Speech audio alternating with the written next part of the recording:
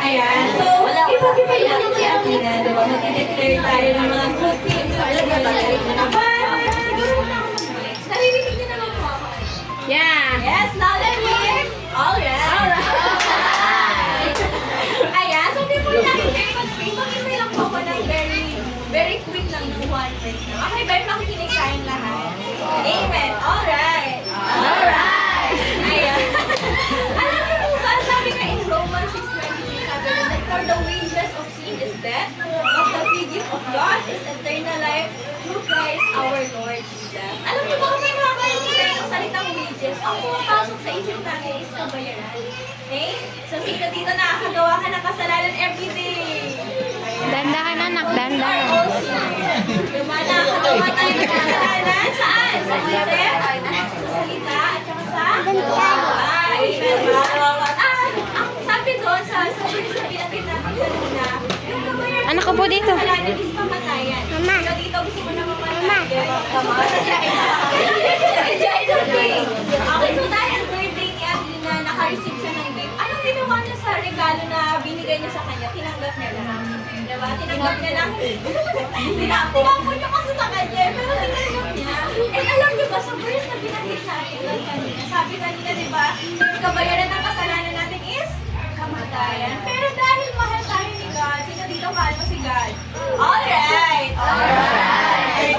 Sabi doon, but the free gift of God is eternal life through Christ our Lord. Sino dito nakakaalam ng eternal life? Kapag sinabi natin eternal life, ito yung paradise.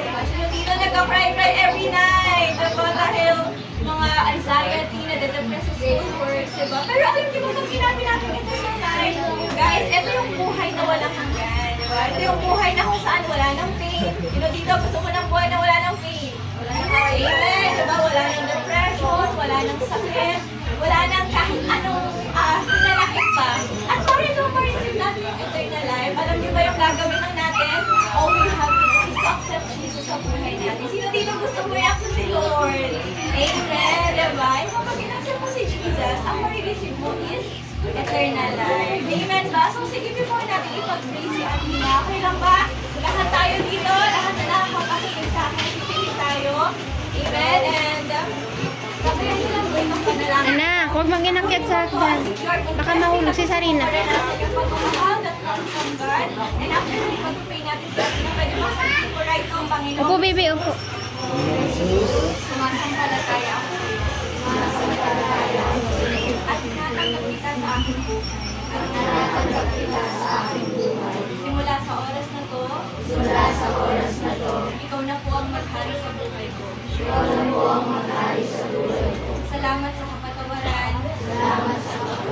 Salamat sa bagong buhay. At salamat sa buhay na walang hanggan. Amen and amen. Ayan, so sige, mag-pray natin si Athena. Okay lang ba? Inyong hands natin ang ating mga kamay. We'll declare ng mga good things kay Athena. Amen ba? So sige, let's declare good things sa buhay Doon niya. ko, Heavenly pinagkita Father, yun God, doon. we thank you, Lord, sa panibagong buhay, Panginoon, ay pinagkaya mo, Lord, God, kay Athena, Lord God. God, I pray, Panginoon, as she grow up, Panginoon, Lord God, as she grow older, Panginoon, God, makikita ka sa kanyang buhay, Lord God. Lord, let your glory shine, Panginoon, sa buhay ng bata ko, Panginoon. And God, nagtiwala kami, Lord, that we said, Lord God, in your words, Panginoon, in Proverbs 31:25, Lord God, that she is taught with strength and dignity, Lord God, and she can love at the days to come, Lord God. And I declare over you, Athena, that you are strong, dignified, and full of joy. May you walk in confidence and courage, knowing that God has a great plan for you. And I pray, Lord God, that you continue, God, to bless her abundantly, Panginoon. I speak prosperity, Lord, sa buhay ni Athena, Panginoon. And I pray, Lord God,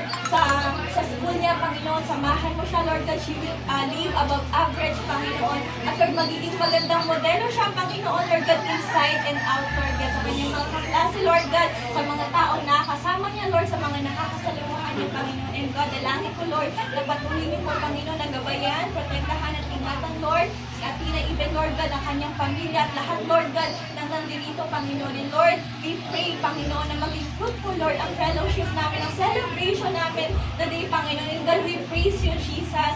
Dahil, Lord, binigyan mo kami, Panginoon, ng opportunity, Lord God, na makatanggap ang bawat isa sa iyo, Panginoon. God, maraming salamat today. We declare, Panginoon, blessings, Lord, sa mga nagregalo kay Athena, Panginoon. At Lord, sa pagkain, Lord, na aming pagsasalusaluhan, Lord God. Bless our foods, Panginoon. Magsilbing kalakasan, Lord God. Magsilbing katalinuhan ng bawat isa sa aming, Panginoon. God, this is our prayer, Lord. In Jesus' mighty name we pray. Amen! Alright! Alright! Praise God!